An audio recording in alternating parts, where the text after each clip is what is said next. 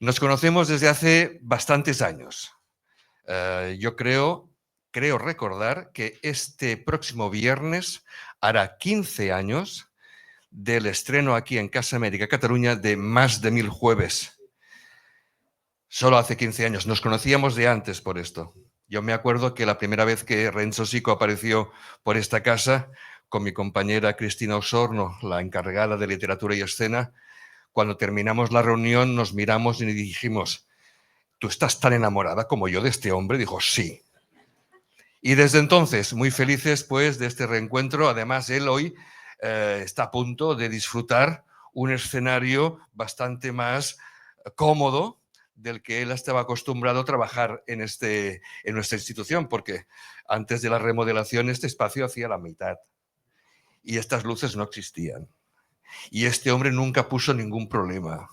Y este hombre puso una escenografía para Frida Kahlo que yo creí que esto se hundía y no se hundió.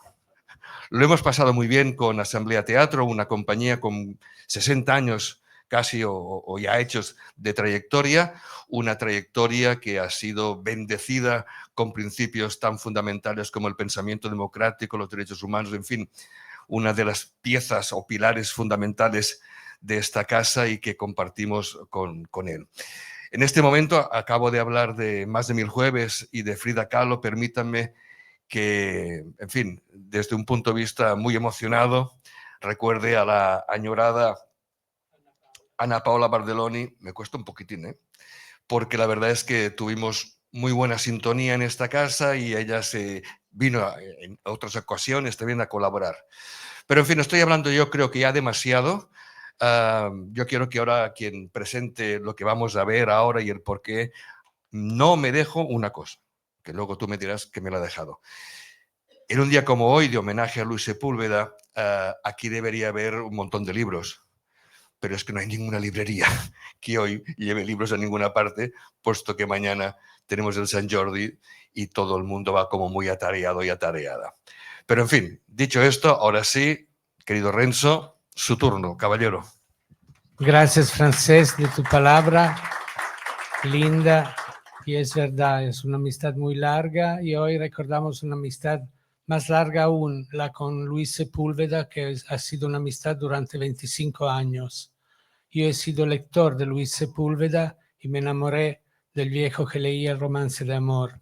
Y de allí comencé a seguir todo lo que Luis hacía hasta que nos encontramos en Italia y nos juntamos como amigos. Luis siempre me ha dicho que no era un amigo, ma era un hermano. Así que un hermano tiene que recordar a su hermano siempre. Y por esto hoy, a los 5 años de la muerte de Luis, es para nosotros muy importante estar en Casa América a recordar su trabajo, su palabra, porque una de las enseñanzas más grandes que Luis me ha regalado ha sido comprender que los ausentes lo tenemos vivos si seguimos diciendo sus palabras. Y esto él me lo repitió varias veces y por esto hoy estamos muy felices de poder repetir sus palabras. No hay los libros, ma hay los actores que os portarán dentro un libro muy importante que es Historias Marginales. Esto es un poco la columna de este espectáculo que cuenta las personas aparentemente distantes de nosotros porque no están más aún aquí con nosotros, pero a través de las palabras intensas de Lucho, como los amigos llamaban Luis, ellos son vivos y Luis también. Y agradezco antes de todo la presencia de Carmen Yáñez y su hijo Carlos Lenin y Amadeus, que son los 3 representantes de la familia Sepúlveda con nosotros hoy. Y empezamos justamente antes de empezar el espectáculo con un poema de Carmen, que para nosotros es muy intenso y es importante, que nos emocionó mucho. Y pido a Silvia, que veo ahora, Silvia Nati, que es una de los actores del espectáculo, de leer este poema.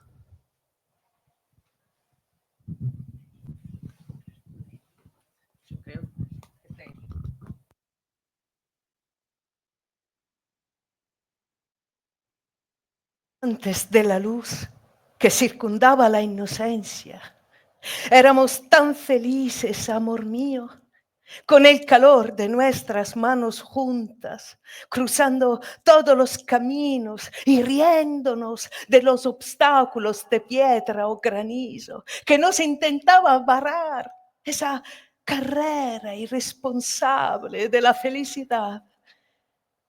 Éramos tan felices y no nos enterrábamos de la dimensión de la vida, de la invisible amenaza, de la larga sombra del miedo. No lo sabíamos nosotros, irreverentes, amándonos con proyecciones de futuro. Hoy ya no pienso más allá de mañana.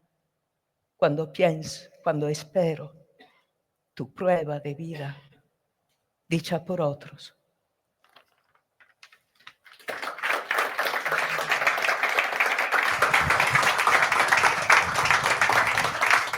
Bien, esto fue de inmediato después de la muerte de Lucho. Hoy estás aquí, sobre todo con todos los recuerdos buenos, ayer me dijiste, con la sonrisa, con el recuerdo de los momentos felices. Y quiero que compartas con nosotros un poco de estos momentos, Carmen.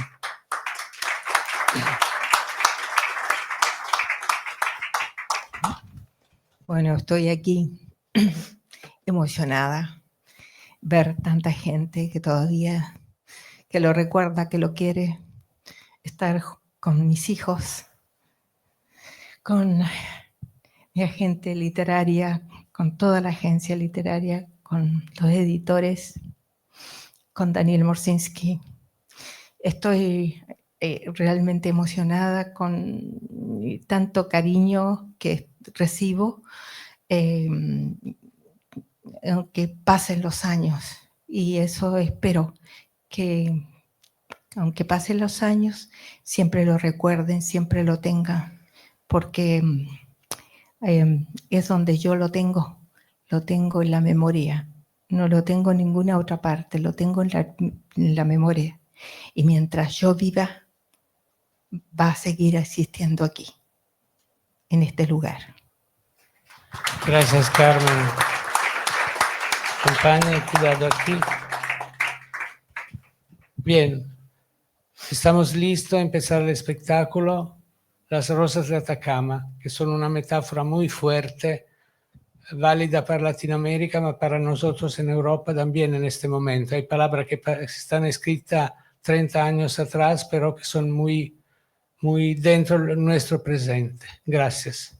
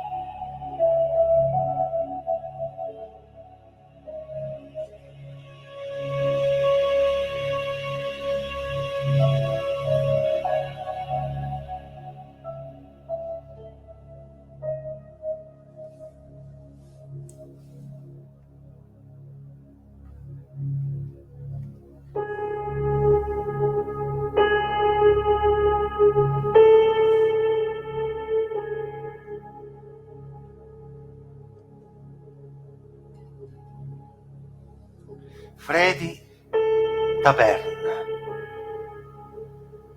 Tenía un cuaderno con tapas de cartón. En él anotaba todas las maravillas del mundo. Y estas eran más de 7. Eran infinitas. Y se multiplicaban. El azar quiso que naciéramos el mismo día, del mismo mes y del mismo año, solo que separados por unos 2000 kilómetros de tierra árida. Freddy nació en el desierto de Atacama, casi en la frontera que separa Chile de Perú. Esa casualidad fue uno de los tantos motivos que cimentaron nuestra amistad. Un día, en Santiago, le vi anotar en su cuaderno que el paseo central estaba flanqueado por 320 plátanos más altos que la catedral de Iquique, que casi todos ellos tenían unos troncos tan gruesos que era imposible abrazarlos, que junto al parque corría fresco el río Mapocho y que causaba alegría verlo pasar bajo los viejos puentes de hierro. Cuando me leyó sus apuntes le dije que me parecía absurdo tratar tan poéticamente el río Mapocho, una débil corriente de aguas color fango que arrastran basura y animales muertos. Porque tú no conoces el norte, por eso no lo entiendes. Nos fuimos a beber unas cervezas a la Plaza de Armas porque teníamos la enorme sed que siempre se tiene a los 20 años. Y unos meses más tarde, Freddy me mostró el norte. Su norte, árido, reseco, siempre dispuesto al milagro. Salimos de Iquique con las primeras luces de un 30 de marzo. La Panamericana, recta y larga, como una aguja interminable. Y a las 10 de la mañana, el desierto de Atacama se mostraba con toda su esplendorosa inclemencia. Yo entendí para siempre por qué la piel de los atacameños se ve prematuramente envejecida. Pueblos fantasmas, casas perfectamente conservadas, con los cuartos en orden, con las mesas y las sillas, esperando a los comensales. Los teatros obreros, las sedes sindicales y las escuelas con sus pizarras negras para escribir en ellas la historia que explicara la muerte súbita de las explotaciones salitreras. Por aquí pasó Buenaventura Durruti. Dormió en esta casa y habló de la libre asociación de los obreros. Al atardecer, un cementerio, con sus tumbas adornadas con resecas flores de papel. Eran las famosas rosas de Atacama. En las cruces habían grabado apellidos castellanos, aymaras, serbios, croatas, italianos, ingleses, judíos, unidos por la soledad de la muerte. Freddy anotaba datos en su cuaderno. Muy cerca del cementerio tendimos los sacos de dormir y nos echamos a fumar, a escuchar el silencio. Me dormí, cansado de observar los miles y miles de estrellas que iluminan la noche del desierto.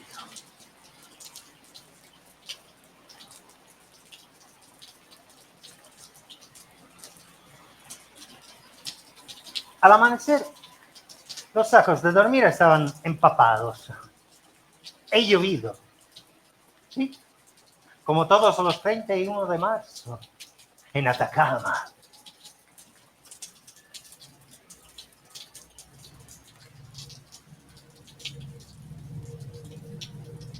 El desierto estaba rojo,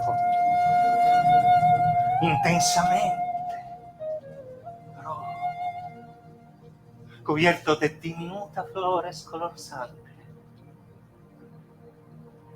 Son las rosas del desierto, las rosas de Atacama. Las plantas están ahí, bajo la tierra salada. Las vieron los atacameños, los incas, los conquistadores españoles y los obreros del salitre. Siempre están ahí y florecen una vez al año. Al mediodía el sol las habrá calcinado.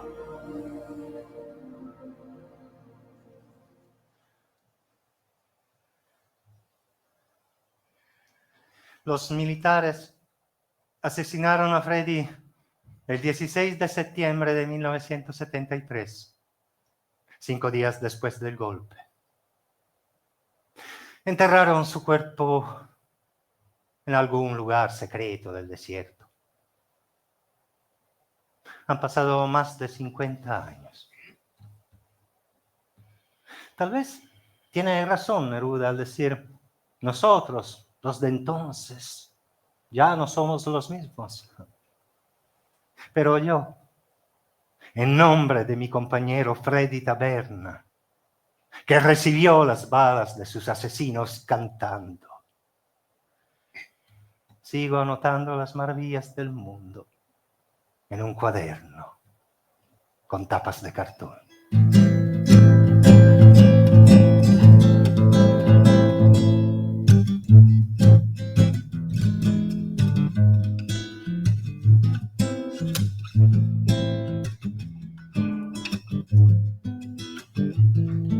Si somos americanos, somos hermanos, señores. Tenemos las mismas flores, tenemos las mismas manos. Hablaremos marinera, cefalosa, samba, son. Si somos americanos, seremos una canción. Si somos americanos, seremos una canción.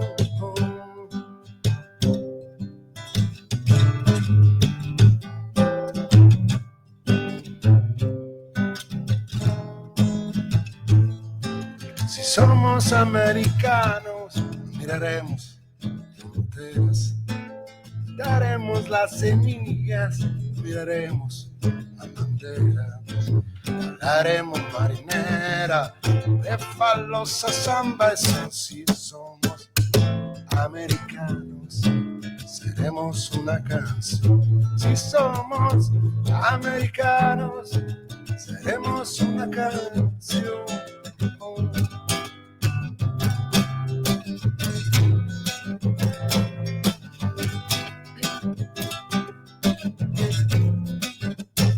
Hablaremos marinera, de falosa, samba, son. Si somos americanos, seremos una canción. Si somos americanos, seremos una canción.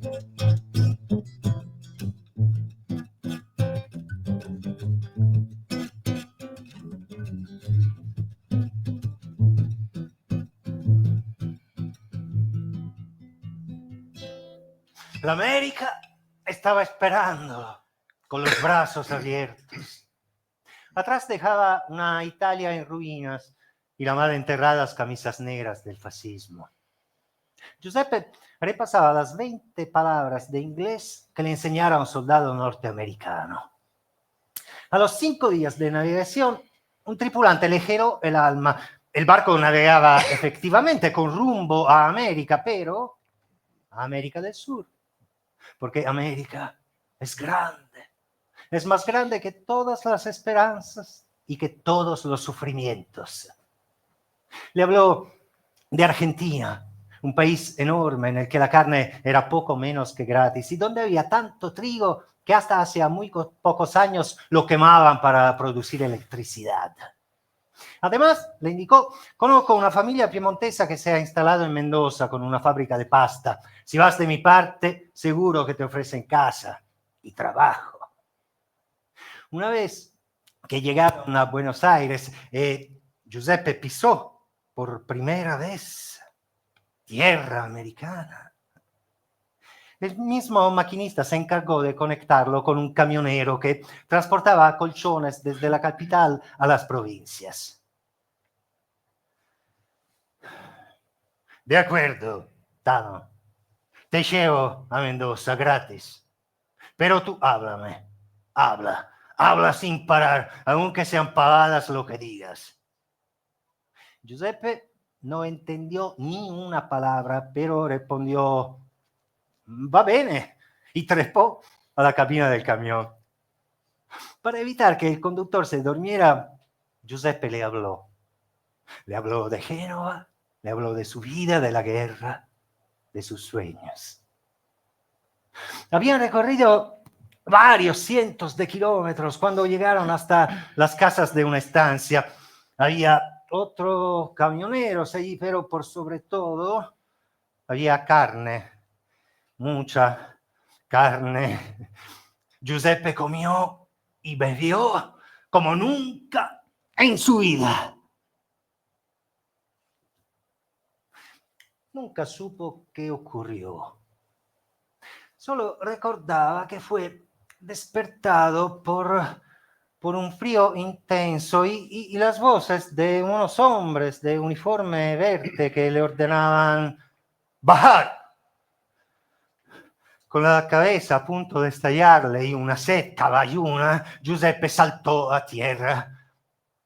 Los carabineros chilenos entendieron que el italiano no sabía dónde diablo estaba. Esa estatua es el Cristo Redentor, la frontera. De la tetilla izquierda de nuestro Señor hasta allá es Argentina. De la tetilla derecha hasta acá, Chile. Recién entonces Giuseppe advirtió que el conductor del camión no era el mismo que lo había tomado en Buenos Aires y repitió en genovés, «Verán, ma io devo andare a Mendoza». Los carabineros chilenos le preguntaron si le había gustado el asado y el vino argentino. Sí.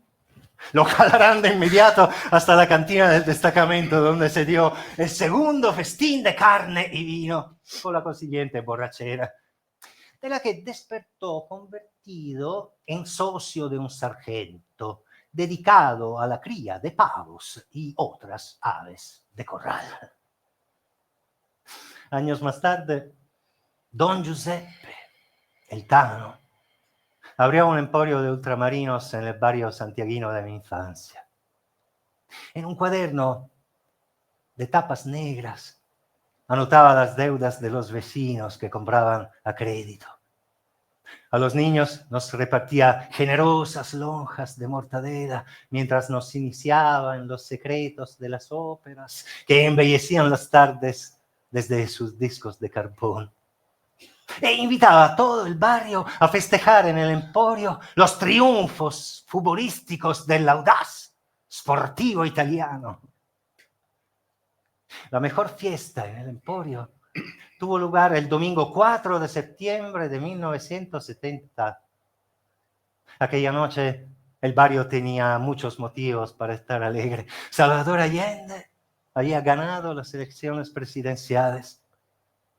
Don Giuseppe se casaba con la señora Delfina, luego de una discreta relación mantenida durante 20 años, y acababa de nacionalizarse chileno. Lo vi por última vez en 1994. Era un anciano. El emporio ya no existía, ni el barrio que fue devorado por la miseria. Bebí con él varios vasos de vino, escuché una vez más su historia, sus discos, hasta que me preguntó, ¿es cierto que en Europa se tratan mal a los emigrantes? Sí. Y me dolió responder.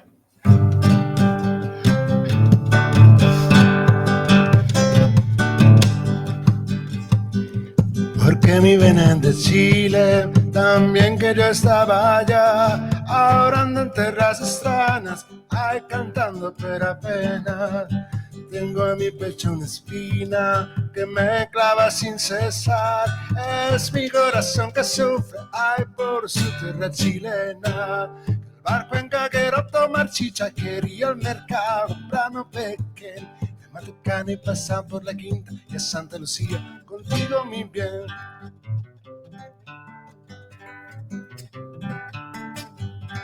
Antes de salir de Chile, yo no supe comprender lo que vale ser chileno. Ay, ahora sí que lo sé. Igual de lloran mis ojos al cantar esta canción. Así toca mi guitarra, ay, penosamente el bordo. El barco en caguero tomar chicha, quería al mercado comprar un pequeño. La Matucana y pasan por la Quinta y a Santa Lucía, contigo mi bien.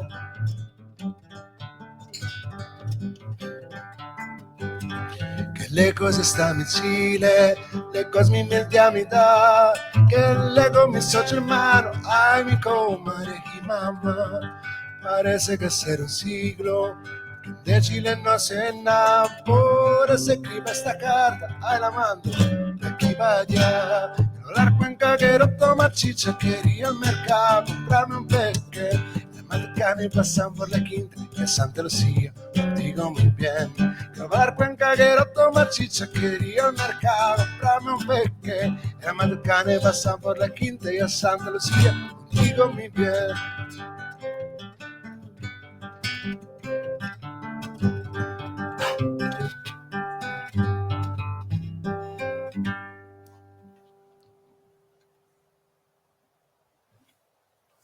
11 de septiembre de 1973.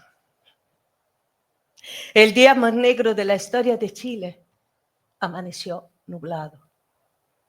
La cercana primavera, aterrada ante el horror que se avicinaba, decidió negarnos el primer calor. A las 6 de la mañana, Salvador Allende, el compañero presidente, recibió las primeras informaciones del golpe de Estado en ciernes y dio orden a la escolta al GAP, Grupo de Amigos Personales, para salir de la residencia de calle Tomás Moro hacia el Palacio Presidencial, el Palacio de la Moneda. Un contingente de GAP quedó a cargo de la seguridad de la residencia y el resto se puso en marcha, armado de Kalashnikov. Entre los GAP que salieron junto al compañero presidente iban 3 muy jóvenes. Juan Alejandro Vargas Contreras, de 23 años, estudiante. Julio Hernán Moreno Pulgar, de 24 años, estudiante y funcionario del Palacio Presidencial, y Óscar Reinaldo Lagos Ríos, de 21 años, estudiante y obrero en una agroindustria. Los 3 eran militantes de la Federación Juvenil Socialista.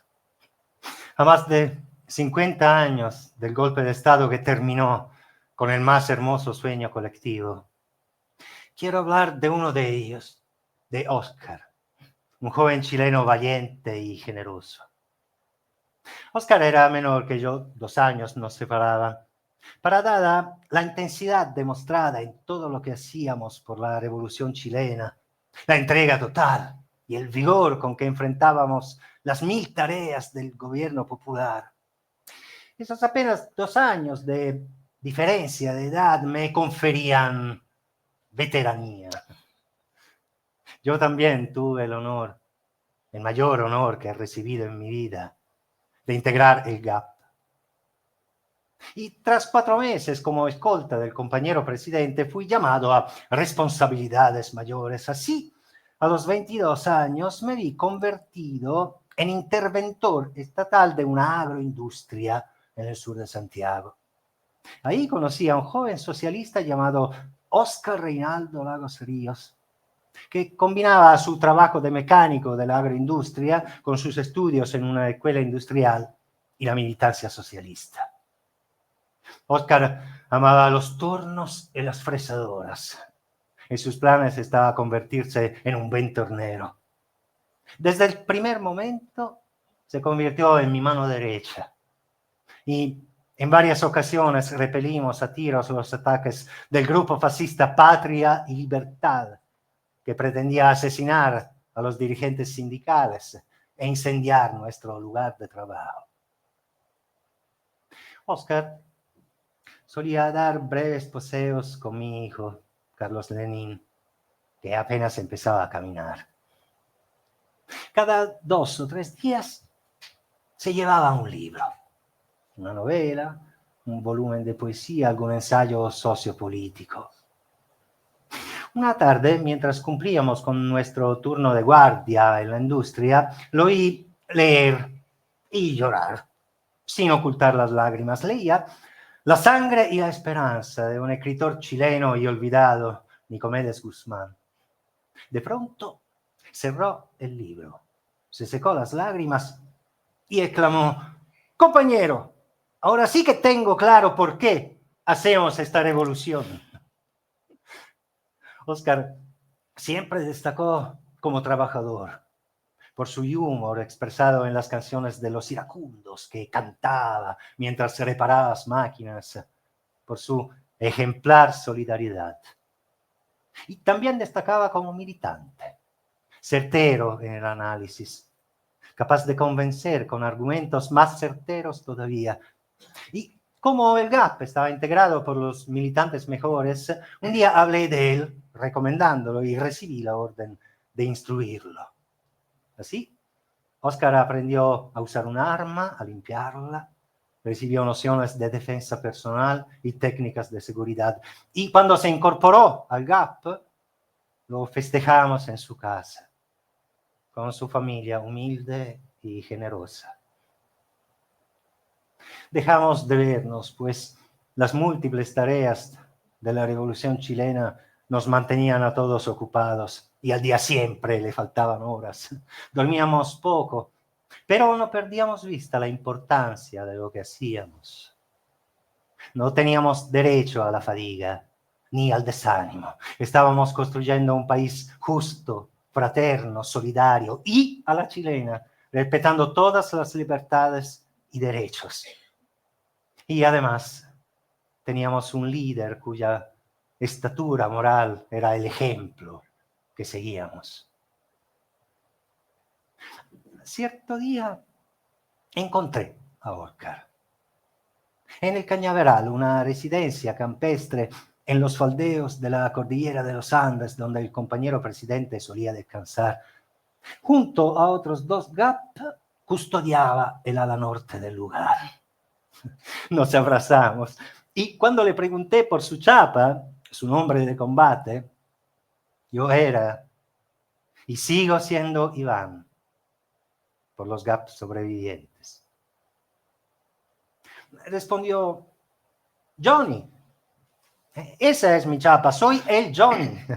Y no elegí yo el nombre, me lo puso el doctor Allende un día que me escuchó cantar.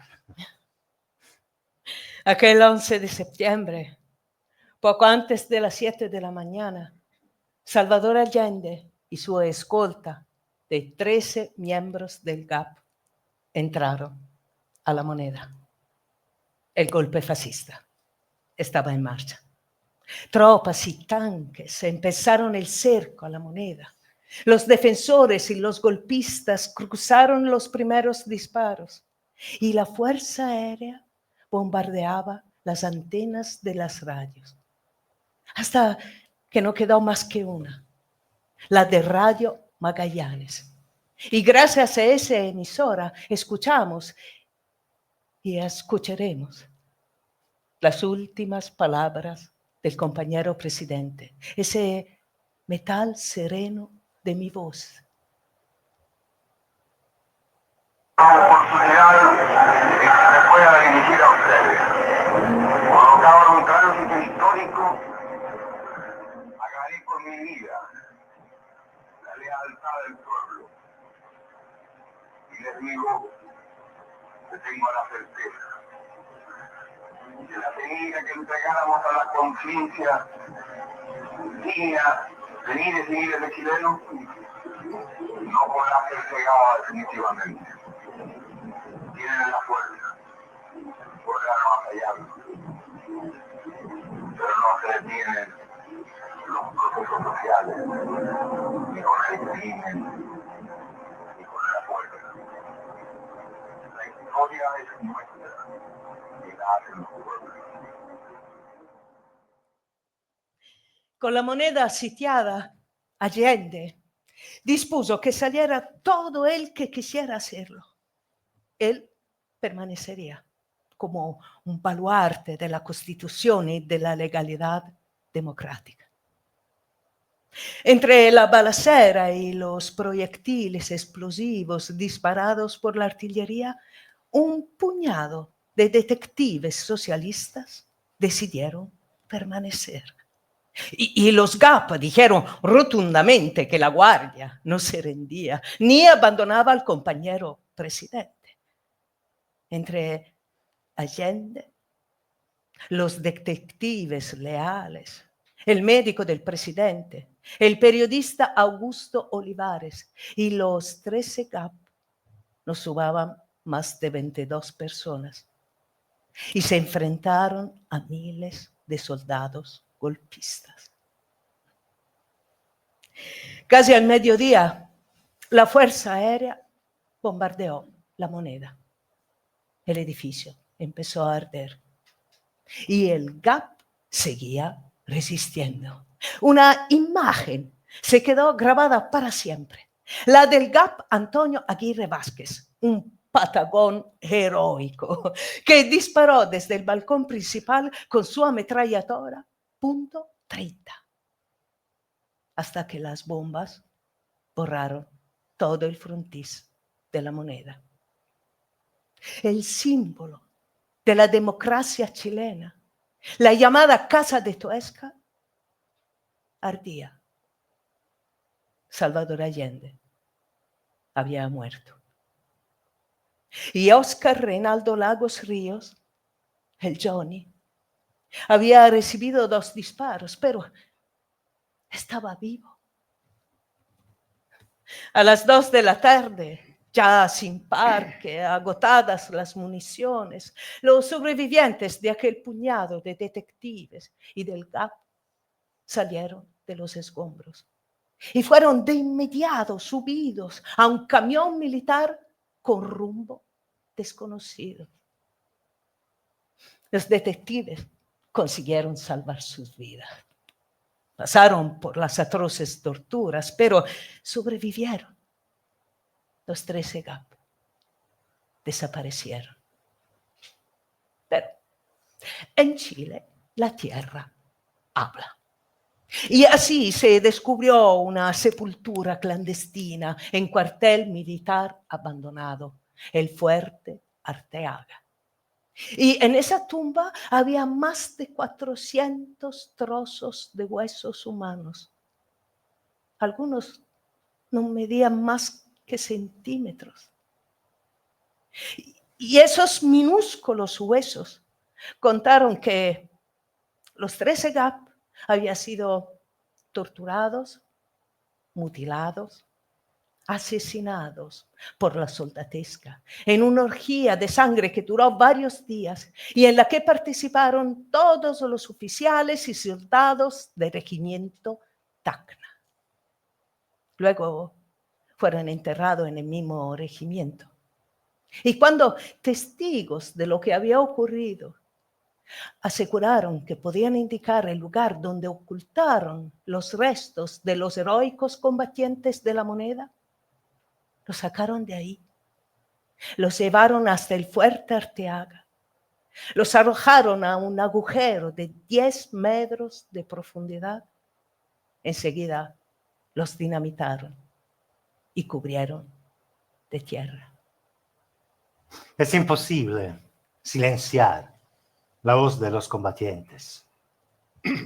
Y sus huesos, minúsculos, dijeron sus nombres. Dijeron Yo soy lo que queda de Oscar Reinaldo Lagos Ríos, 21 años, nombre político Johnny, Gap, asesinado el 13 de septiembre de 1973.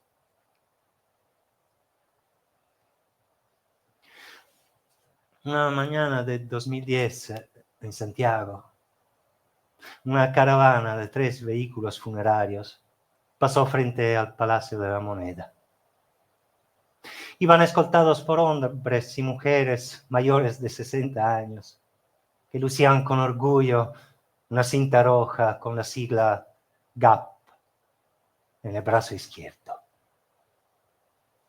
Escoltábamos a Juan Alejandro Vargas Contreras, de 23 años, a Julio Hernán Moreno Pulgar, de 24 años, y a Oscar, el Johnny, que cogió su fusil cuando había que hacerlo. Nuestros compañeros reposan en el mausoleo de los héroes, junto a la tumba del compañero presidente.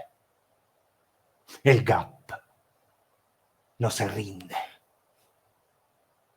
Honor y gloria a los combatientes de la Moneda.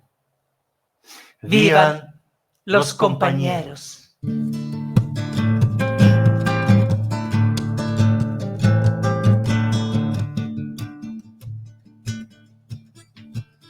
En tu copo, flor de fuego, tienes paloma. Un temblor de primavera, palomita. Un volcán corre en tus venas. Y mi sangre como brasa, tienes paloma. En tu cuerpo quiero hundirme, palomita, hasta el fondo de tu sangre. Y el sol morirá, morirá. La noche se irá, se irá. Envuélvete, mi cariño, deja la vida volar. Tu boca, unta mi boca. Paloma, palomita, ay, ay, paloma, ah, paloma.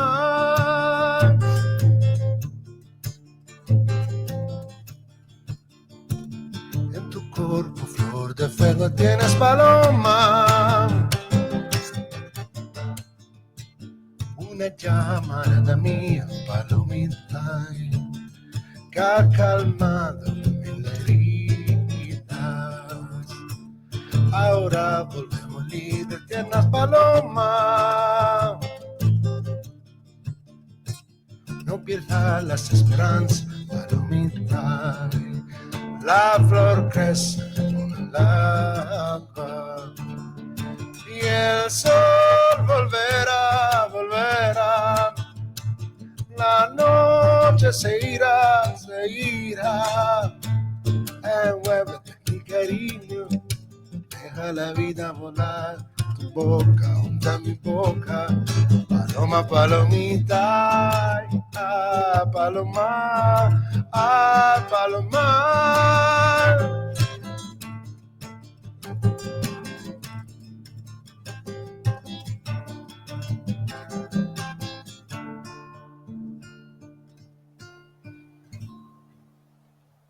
Minifalderas en flor de los 70, revoltosas de aulas y costumbres, subversivas del amor y las ideas, revoltosas de aulas. Con qué orgullo las contemplo, mis muchachas eternas. No se conocieron ni en un parque ni en un baile, sino en las mazmorras de un caserón siniestro llamado Villa Grimaldi, lugar cuya identidad se inscribe en la toponimia universal del horror y de la infamia. Era de noche en Santiago de Chile cuando a la morena la sacaron de su casa. A golpes la separaron del hijo, a empellones la condujeron hasta el auto sin placas y con un esparadrapo le alejaron el mundo de los ojos. Ahora, más de 50 años más tarde, mira el sol reflejado en un vaso de vino y sonríe. Era de noche en Santiago de Chile cuando a la rubia la sacaron de su casa. A golpes la separaron del hijo, del retrato del compañero asesinado. A empellones la arrastraron hasta el auto sin placas y con un esparadrapo le alejaron el mundo de los ojos. Ahora, más de 50 años más tarde, mira la transparencia de un cristal y sonríe. No era ni de noche ni de día, cuando la morena, desnuda y temblorosa luego de los primeros interrogatorios, se levantó levemente la venda que le cubría los ojos y se vio sucia de hematomas producidos por los golpes, de quemaduras que dejan los electrodos.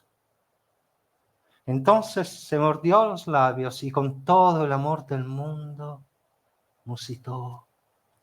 No he hablado, no he dicho nada, no me han vencido. Lloraron, ciertamente, pero poco, porque se tenía que organizar el silencio, resistir, confundir a las canallas. Cuando se vieron por primera vez bajo el diminuto sol de 25 vatios que a ratos iluminaba la celda, se buscaron para darse calor, calorcito humano y clandestino. Creo que estamos en Villa Grimaldi. Uno de esos hijos de puta se llama Graf Marchenko. Es una auténtica bestia de los peores. He visto que se llevaban a 2 compañeras. Ya no se movían. No, Carmen, no bebas nada después de las descargas eléctricas. Por una mirilla, los verdugos las observaban, derrotadas. Pobres tipos, incapaces de entender que esos 2 cuerpos eran una célula de la resistencia. Hablaron de otras cosas. Viajaron en la celda. Entre sesión de tortura y sesión de tortura visitaron Roma, Londres, Toledo, Sao Paulo.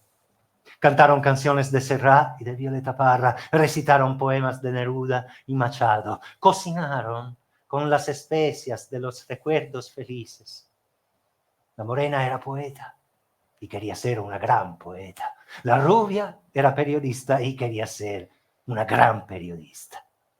Ahora, más de 50 años más tarde, Carmen, la morena, ve sus poemas publicados en España, Alemania, Suecia e Italia. Y Marcia, la rubia, ve sus artículos publicados en muchos idiomas. Qué bellas son. Cada vez me parecen más hermosas. Sonríen y recuerdan que un sátrapa uniformado de Villa Grimaldi, cuando se le agotaba el repertorio de pobres insultos militares, las llamaba puta roja. Esos cuerpos que hablan del amor, guardan el amor de todos los caídos. Esos labios que incitan al beso se quejaron, pero no dijeron ni un nombre de persona, de barrio, de río, de montaña, de flor. No dijeron nada que sirviera de orientación a los verdugos.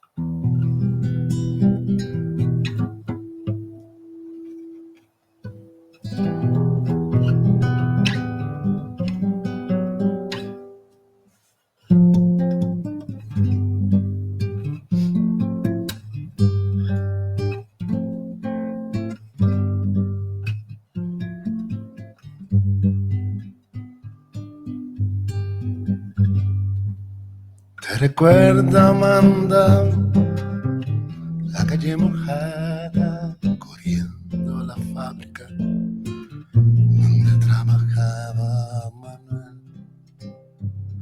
la sonrisanza, la lluvia en el pelo, no importaba nada. Ibas a encontrarte con él, con él, con él, con él, con él. Son 5 minutos, la vida es eterna en 5 minutos. Y suena la sirena de vuelta al trabajo y tú caminando lo iluminas todo a los 5 minutos. Te hacen florecer, te recuerda Amanda, la calle mojada, Corinda, la fábrica donde trabajaba Manuel. La sonrisanza, la lluvia en el pelo, no importaba nada. Ibas a encontrarte con él, con él, con él, con él, con él, que partió a la sierra, que nunca hizo daño, que parte a la sierra en 5 minutos, que todo destrozado, suena la sirena, de vuelta al trabajo, muchos no volvieron, tampoco Manuel.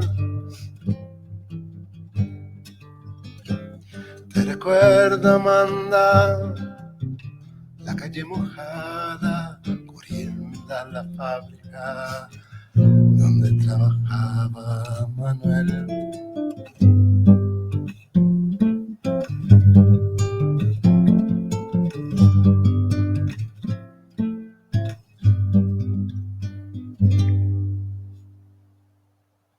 Aquel hombre, aquel muchacho, con el cual he compartido intensos momentos de lucha, de creación artística y sueños, muchos sueños.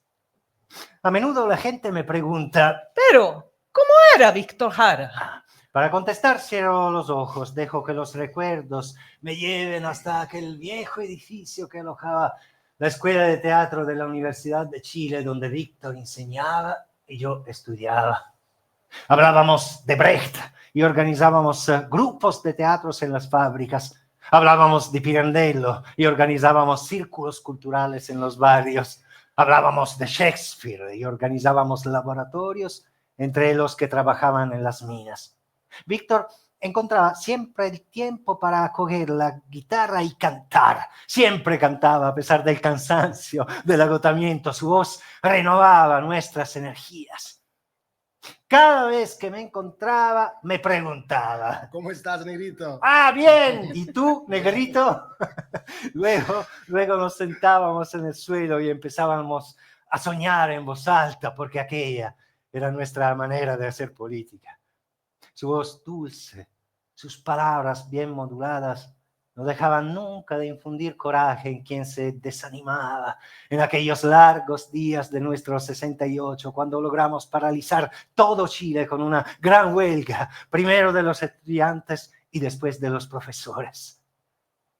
Víctor Jara, hermano. Tras la victoria electoral de Allende, no faltaste nunca una jornada de trabajo voluntario. Con tu voz, tu guitarra, tu fuerza serena y convincente. Tu muerte, tu atroz asesinato ordenado personalmente por Pinochet, es una herida abierta en el corazón de todo el pueblo chileno, una herida que se curará solo cuando todos los criminales serán juzgados y condenados. Tu voz sigue resonando en el aire. Tu voz significa resistencia, esperanza, generosidad, libro abierto, pan en la mesa. Las hienas que se han encarnizado contra tu canto comienzan a pagar por sus crímenes. Y pronto nadie se acordará de sus nombres. Cuando empezarán a escribir la verdadera historia de Chile, aquellos gusanos vestidos de paisano y de uniforme no encontrarán lugar. Pero tu voz continuará llenando los cuartos, las habitaciones donde se ama y se siguen soñando días mejores. Tú eras el aire puro del campo, la voz de 1000 compañeros que no tenían voz.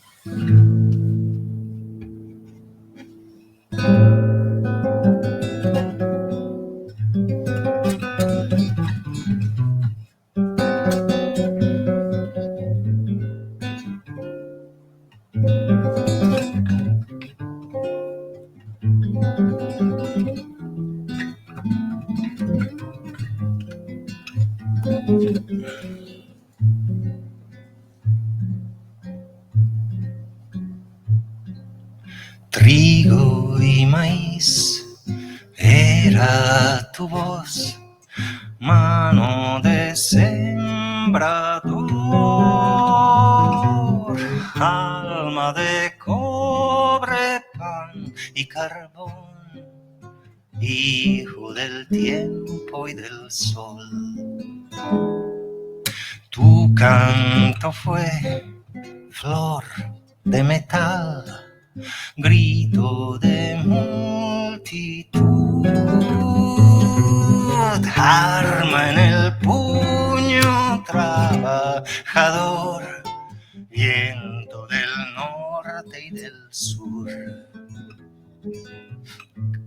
Caíste allí junto a otros 1000 cuando nació el dolor. Oh, si martillo tu corazón rojo de vida se abrió. El pueblo así te regará en su jardín de luz. Serás clarín de lucha y amor, canto de Chile serás. Serás clarín de lucha y amor, canto de Chile serás.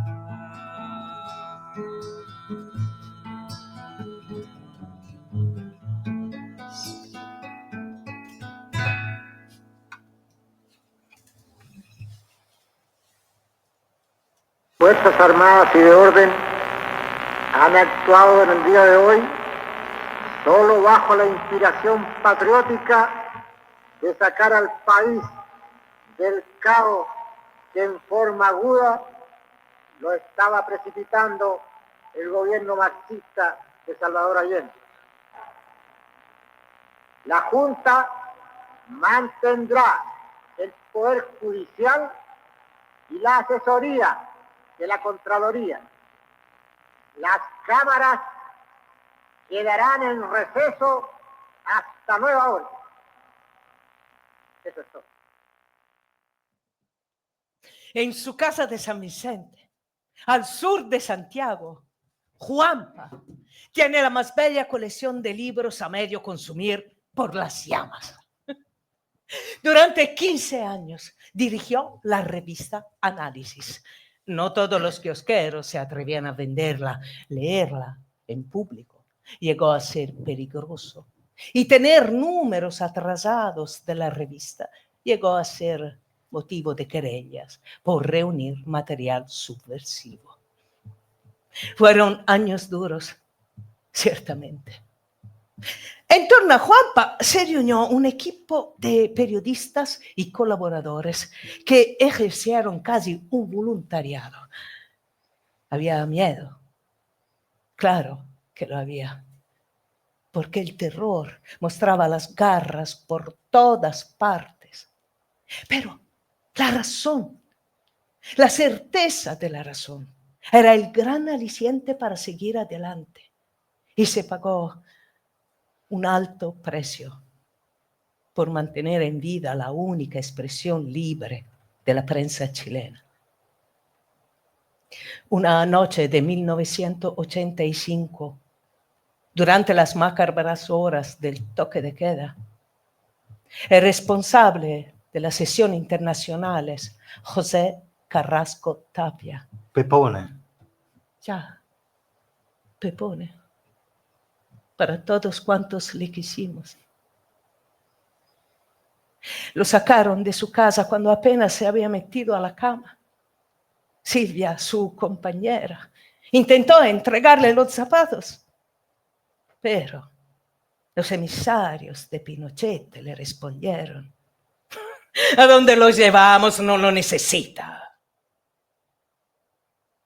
Su cuerpo apareció al día siguiente, acribillado a tiros y con los inconfundibles signos de las torturas.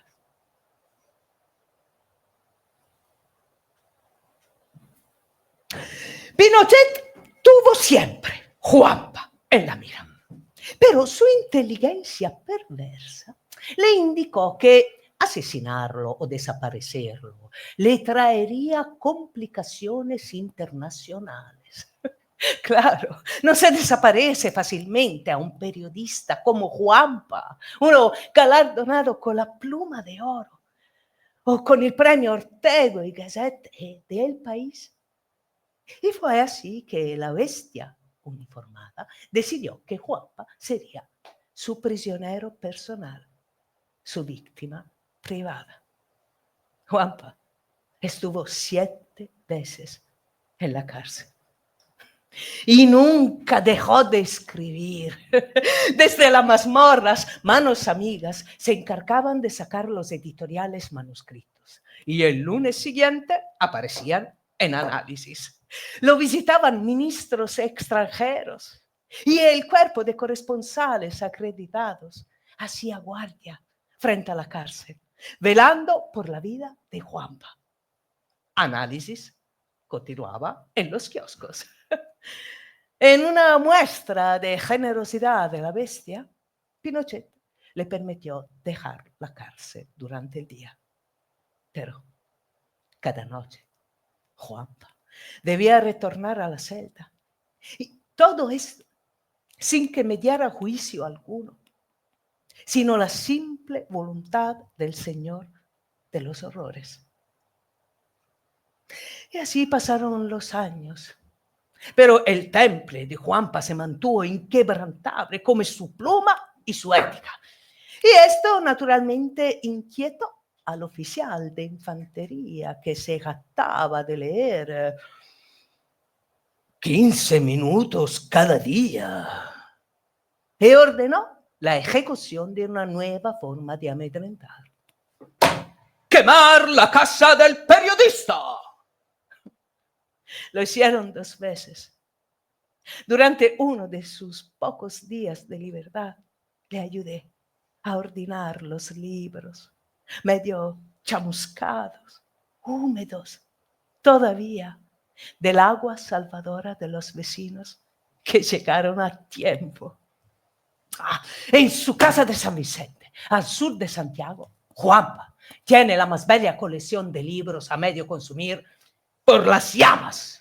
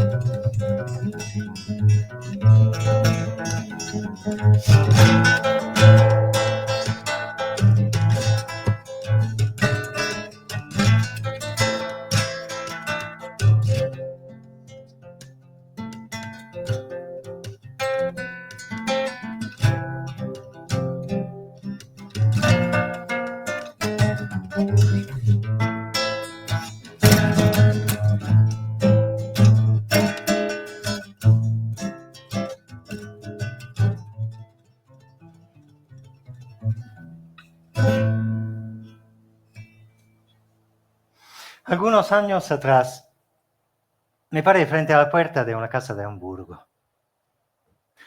Allí vivía una persona de la cual conocía solo el nombre, Ute Klemmer. A pesar de que ya me había enviado una docena de cartas, nunca se me había ocurrido contestándole preguntarle su edad o familia. Estaba por conocerla. Para hacerlo no tenía nada más que tocar el timbre. Una fuerza poderosa me impedía levantar la mano.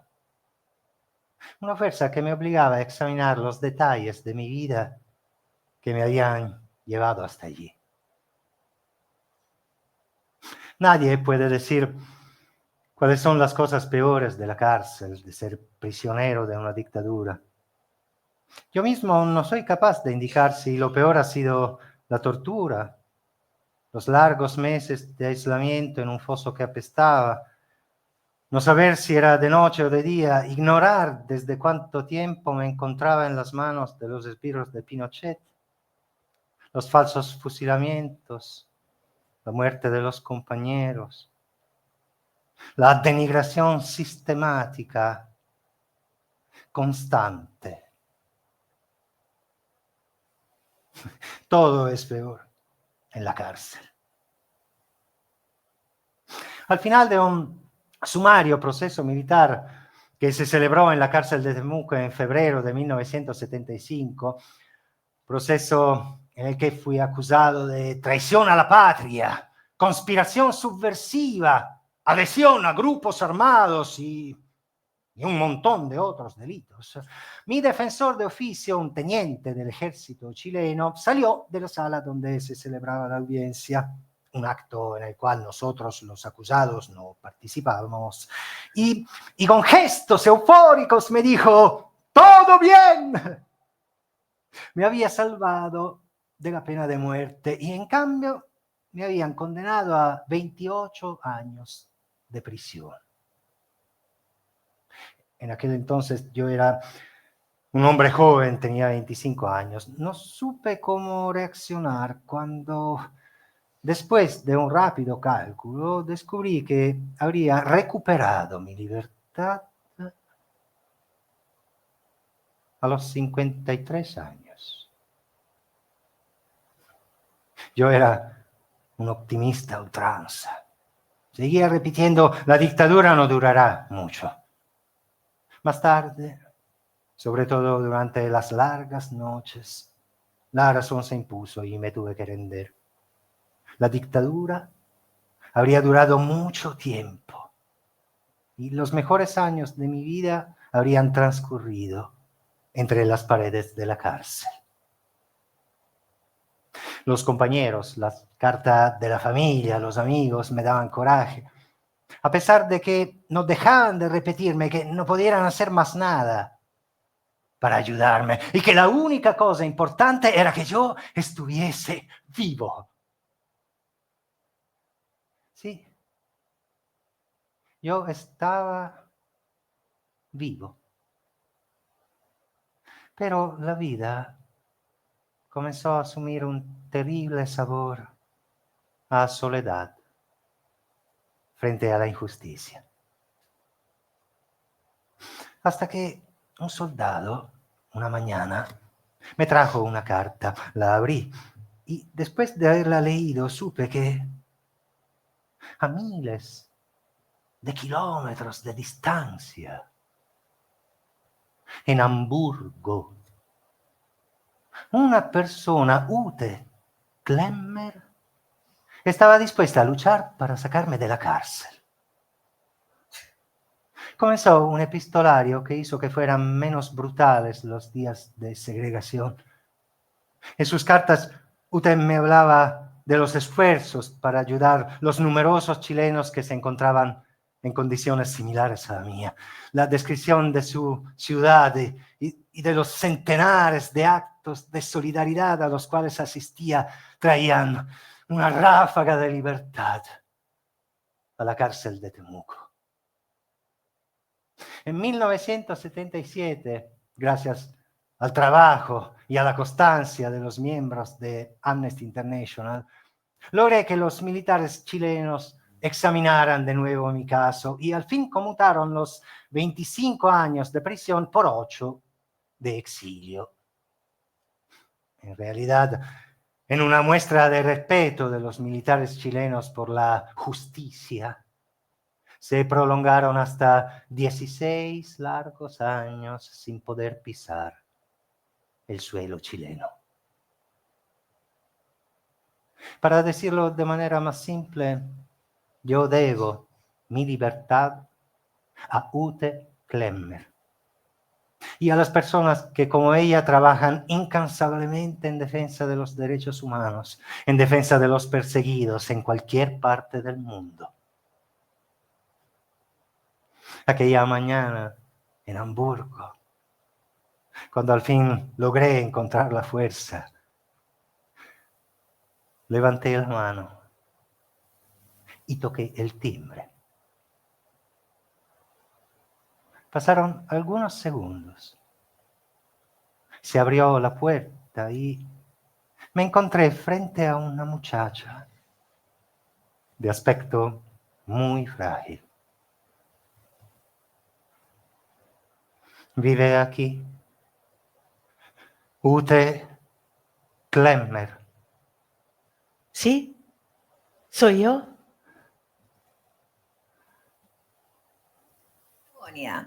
Se avisa a la familia Morán del lago Crochane que don Evaristo va en camino. Espérenlo con caballos frescos porque el hombre va muy cargado y con amigos. La familia Brown del lago Elizalde invita a todos los habitantes de la región y a los que escuchan este programa de radio a una fiesta con motivo del casamiento de su hijo mayor, Octavio Brown, con la señorita Faumelinda Brautigan. Habrá campeonatos de truco y taba, doma de potros, asado de cordero, chancho y vacuno. También habrá tardes de poesía a cargo de Santos de la Roca, el payador de Río Gallegos. Se ruega llevar tiendas para pernoctar. La fiesta durará una semana.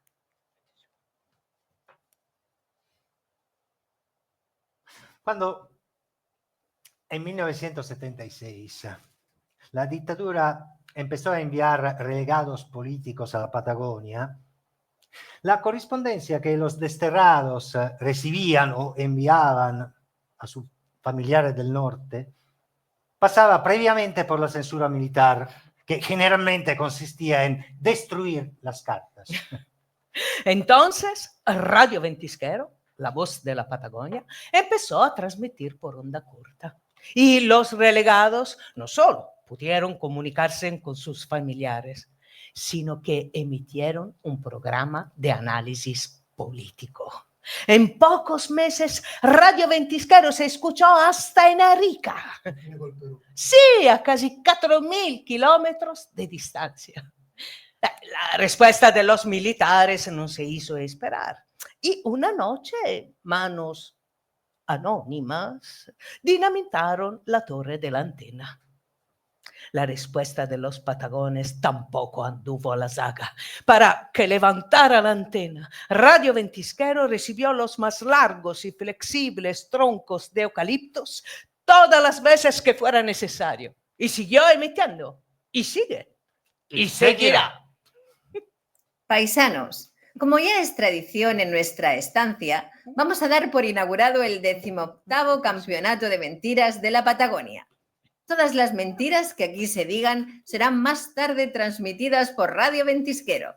Jorge Díaz las grabará, así que no se asusten por el micrófono. Como en las contiendas anteriores, hay una vaquilla Holsten de premio para el vencedor. La palabra a Isidoro Cruz, de Las Heras, provincia de Chubut.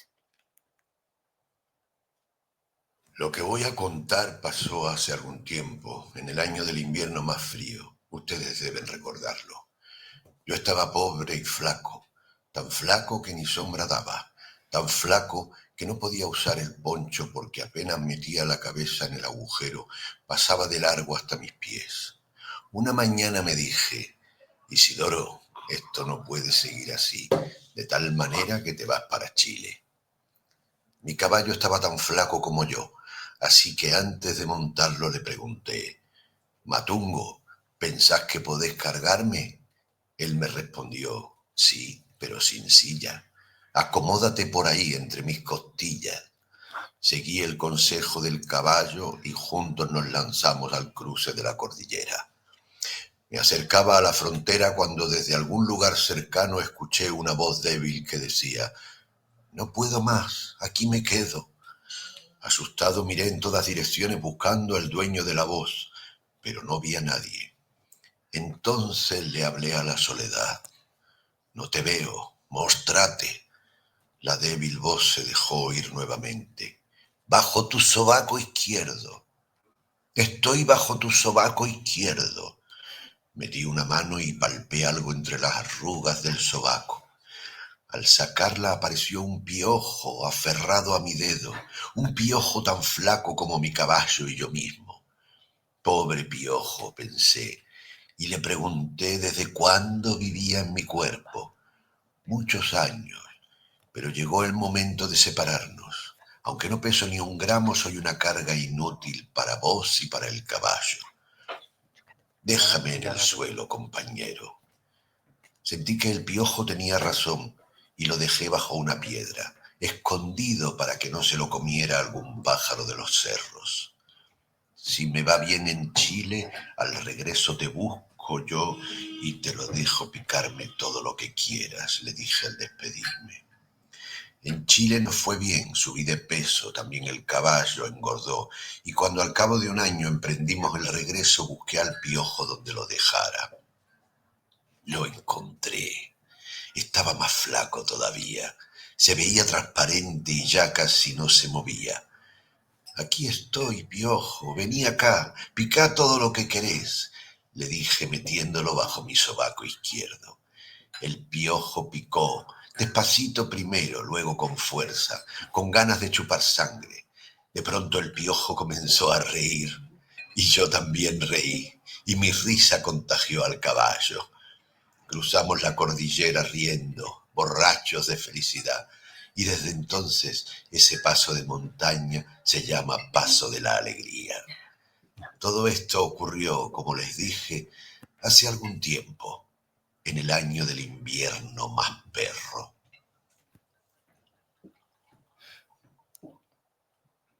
¿Existirá en el mundo otro torneo como este? ¿Un torneo de mentiras? Bonita mentira la del piojo. ¿Y este cielo? ¿Y todas estas estrellas? Son una mentira más de la Patagonia. En esta tierra mentimos para ser felices, pero ninguno de nosotros confunde la mentira con el engaño.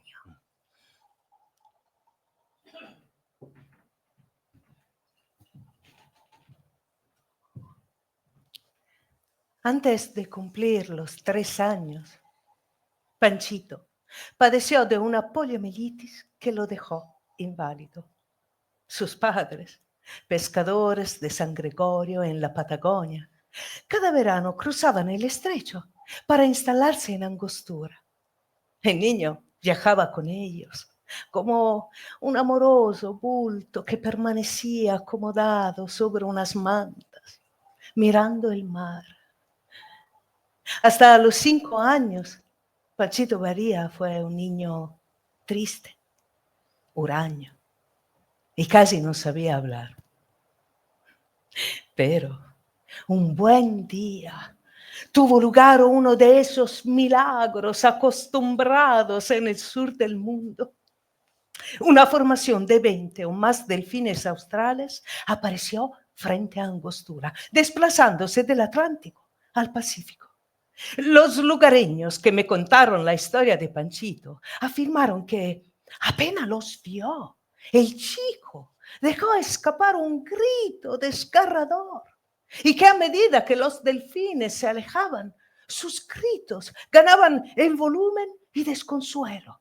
Finalmente, cuando los delfines desaparecieron, de la garganta del niño escapó un chillido agudo, una nota altísima que alarmó a los pescadores, pero que hizo regresar a uno de los delfines. El delfín se acercó a la costa y empezó a dar saltos en el agua. Panchito lo animaba con las notas agudas que salían de su garganta. Se había establecido un puente de comunicación. Se había dado porque así es la vida. Y punto. Duerme, duerme, negrito, que tu mamá está en el campo, negrito. Duerme, duerme, morila, que tu mamá está en el campo, morila. Te va a traer muchas cosas para ti. Te va a traer carne de cerdo para ti. Te va a traer ricas frutas para ti. Y si el negro no se duerme, viene el diablo blanco y ¡zap! Le come la patita, chica bumba, a bumba, chica bum.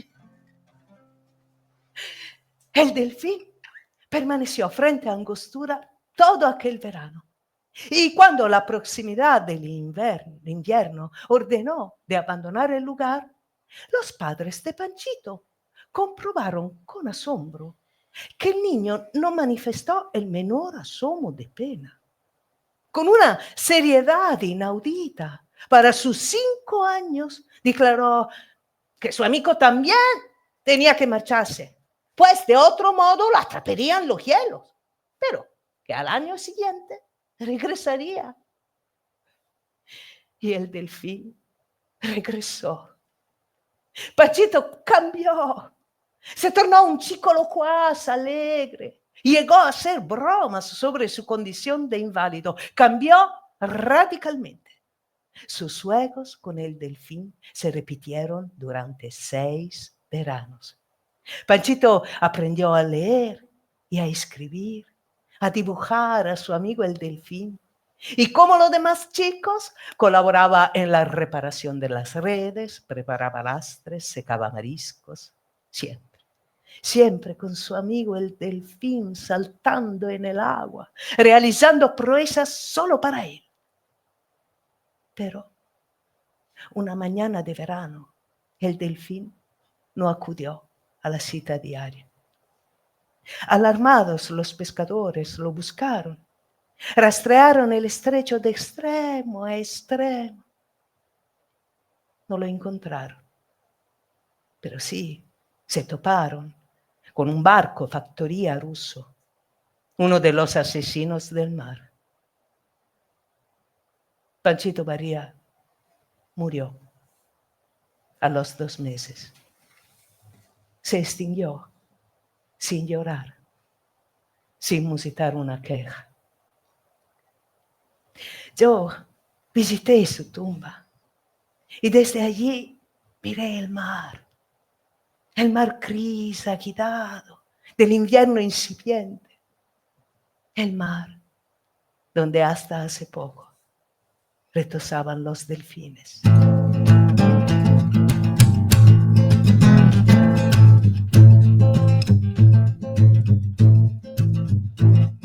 Ya se va para los cielos ese querido angelito, a rongar por sus abuelos, por sus padres y hermanitos. Cuando se muere la carne, el alma busca su sitio, adentro de una amapola, dentro de un pajarito. La tierra lo está esperando con su corazón abierto, por eso es que el angelito parece que está despierto. Cuando se muere la carne, el alma busca su centro, en el brillo de una rosa, de un pececito nuevo.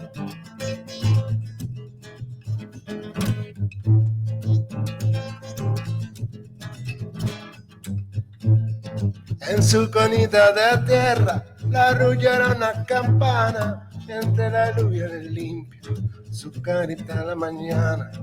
Cuando se muere la carne, el alma busca su diana, en el misterio del mundo que él ha abierto su ventana.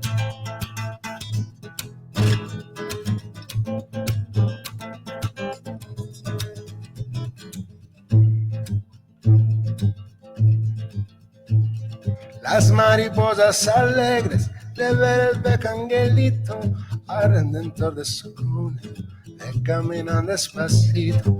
Cuando se muere la carne, el alma va derechito a saludar a la luna y te pasa el lucerito.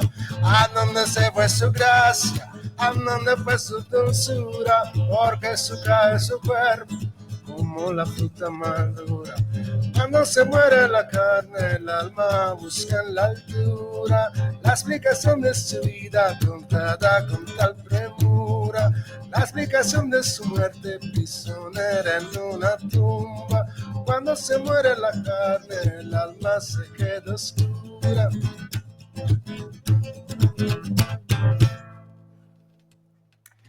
El 11 de septiembre de 1973, el profesor Gálvez enseñaba castellano en una pequeña escuela rural cerca de Chillán, en el sur de Chile.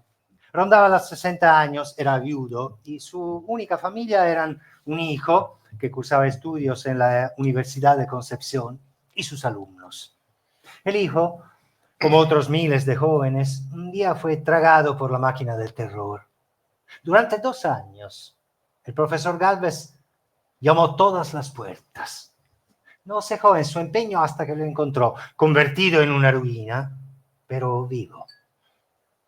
En 1979, don Carlos Gálvez, laico, socialista y bebedor de vino... Tinto, logró sacar el hijo de la cárcel y lo envió a la República Federal Alemana, convertido en un exiliado más, pero vivo. Las secuelas de la tortura les cobraron la cuenta a muchos chilenos cuando reiniciaban la vieja costumbre de vivir. El hijo de don Carlos fue uno de ellos. Murió en Hamburgo en 1981 y don Carlos Gálvez, con una pequeña maleta, voló a Europa para asistir al funeral. Lo conocí en el cementerio, de pie. Frente a la tumba leyó un poema.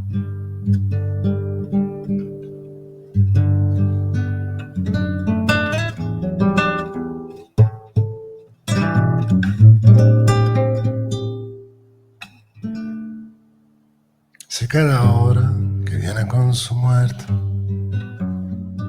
si el tiempo es una cueva de ladrones, los arianos saltan en Buenos Aires. La vida nada más que un blanco móvil. Y usted preguntará por qué cantamos. Cantamos porque el río está sonando. Y cuando suena el río, suena el río. Cantamos porque el cuerno tiene nombre. En cambio, tiene nombre su destino. Cantamos porque viene porque todo y porque algún futuro, porque el pueblo. Cantamos porque los sobrevivientes y nuestros muertos quieren que cantemos, y nuestros muertos quieren que cantemos.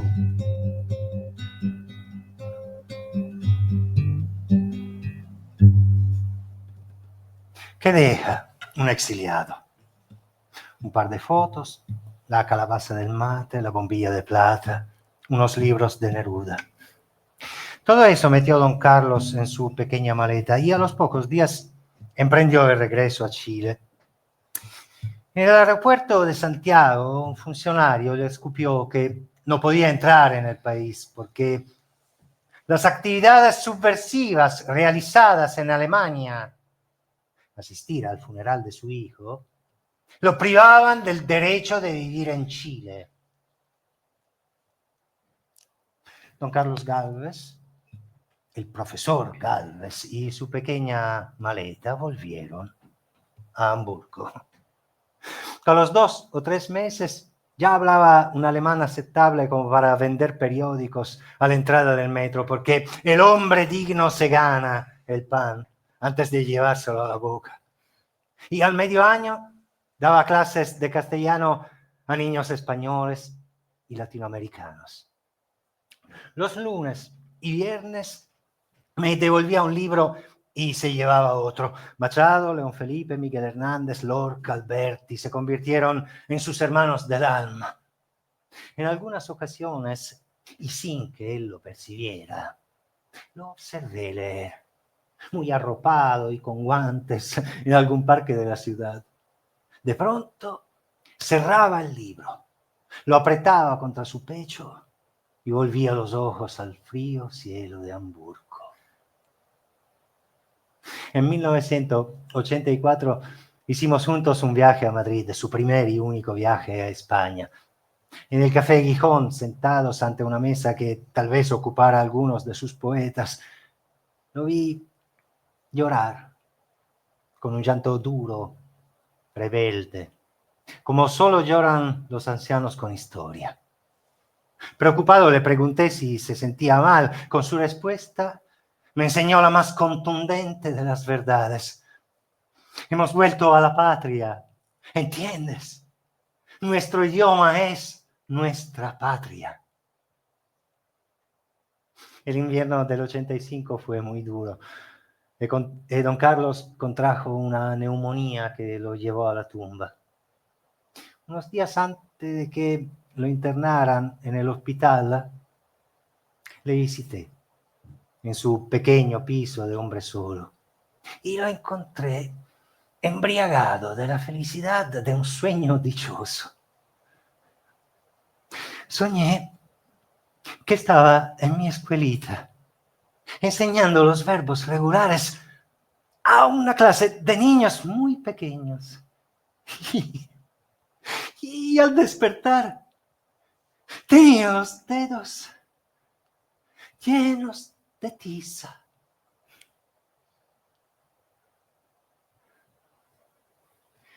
Levanto mi copa y brindo. Salud, don Carlos Gálvez, laico, socialista y bebedor de vino tinto. Salud, profesor Gálvez. A Cochabamba me voy, a Cochabamba, señores, cantarán los ruiseñores. A Cochabamba me voy, a Cochabamba me voy, a Cochabamba, señores, cantarán los ruiseñores. A Cochabamba me voy. Su inti pa'l norte, coco eco, su inti pa'l sur, coco eco, ciudad de la silla, coco eco, no matará de praia, coco eco, no matará del sí, coco eco, no matará el norte. Ora tan se perdieron, aparecieron en la mentira, ya se escapan en la anguería. Tan se perdieron, aparecieron en la mentira, ya se escapan en la anguería.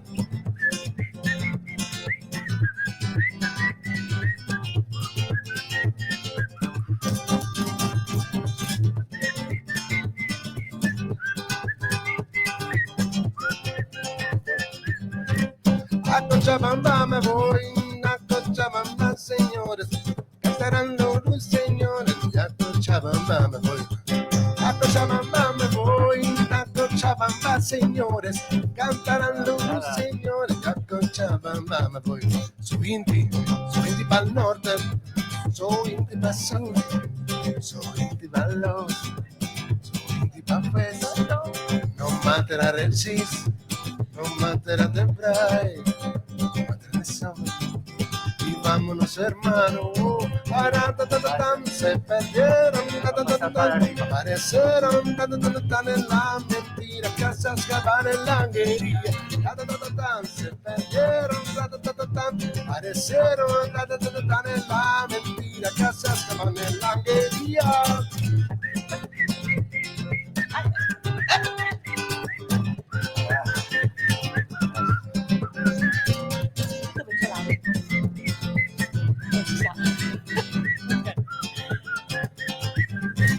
A Cochabamba me voy, a Cochabamba, señores, cantarán los ruiseñores. A Cochabamba me voy, a Cochabamba me voy, a Cochabamba, señores, los señores, a Cochabamba me voy. Inti pa'l norte, Coco Eco, soy Inti pa'l norte, Coco Eco, soy gato de la silla, Coco Eco, no matarás de playa, Coco Eco, no matarás de chis. Aquí,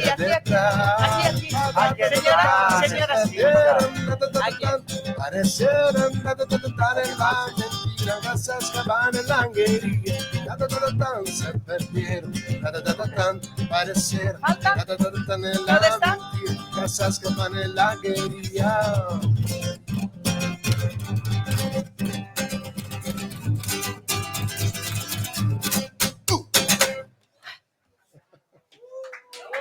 Salud. Salud, professor Galvez.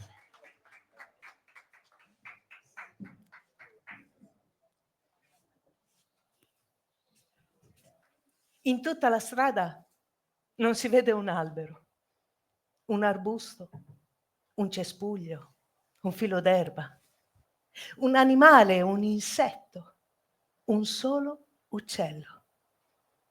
Solitudine e ancora solitudine.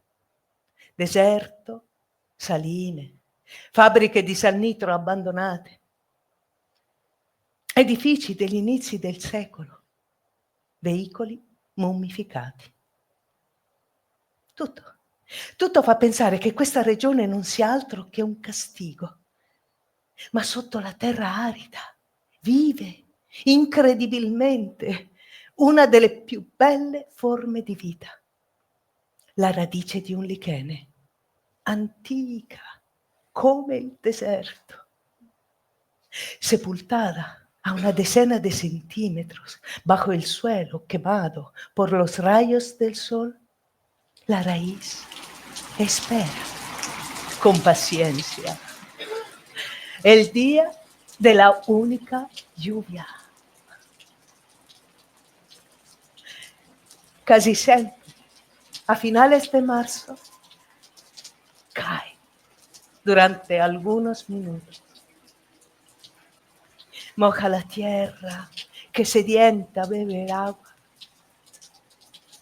Casi enseguida las nubes desaparecen, pero es suficiente para que pocas horas después todo el desierto se transforme en un infinito jardín de flores rojas. Las rosas de Atacama. Las rosas de Atacama logran vivir solo un par de horas. Luego el sol las abraza y el viento se lleva los pétalos quemados.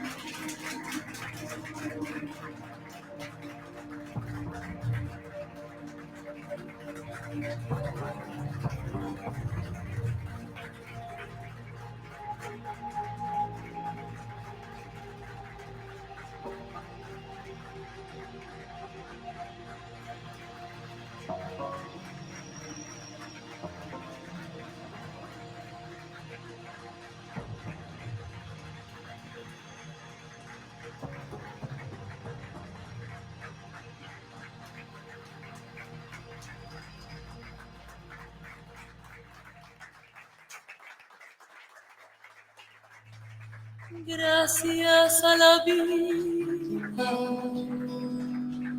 que me ha dado tanto, me dio dos luceros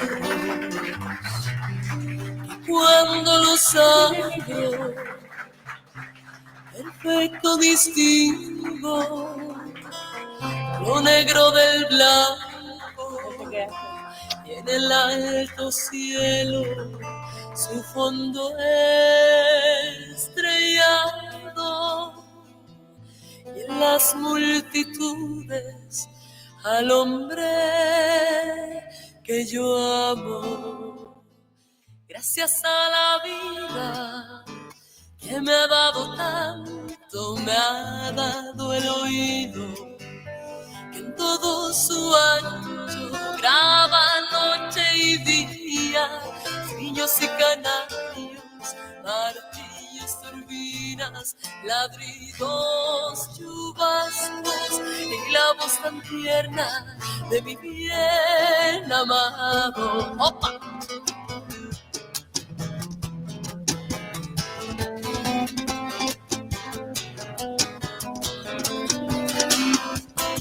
Gracias a la vida que me ha dado tanto, me ha dado la marcha de mis pies cansados, con ellos anduve ciudades y charcos, playas y desiertos, montañas y llanos, y la casa tuya, tu calle y tu patio. Gracias a la vida que me ha dado tanto, me ha dado la risa y me ha dado el llanto, así yo distingo dicha de quebranto, los dos materiales que forman mi canto, y el canto de ustedes que es el mismo canto, y el canto de todos que es mi